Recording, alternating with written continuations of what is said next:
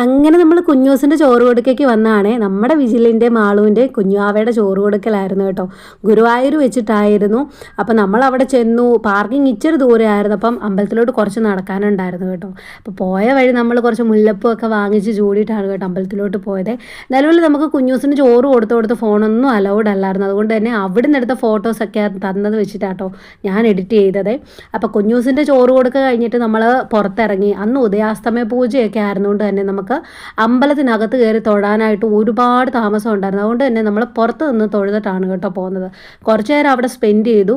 കൂട്ടത്തിൽ നമുക്ക് കുഞ്ഞുവാവ ഭയങ്കര വഴക്കായിരുന്നു കേട്ടോ. അവൻ ഒരു തരത്തിൽ സമ്മതിക്കുന്നില്ലായിരുന്നു. അതുകൊണ്ട് തന്നെ നമുക്ക് ഒരുപാട് നേരമൊന്നും നിൽക്കാൻ പറ്റിയില്ല. നമ്മൾ പെട്ടെന്ന് പോരാന്നുള്ളത് പോരുവാണ് കേട്ടോ ചെയ്തത്.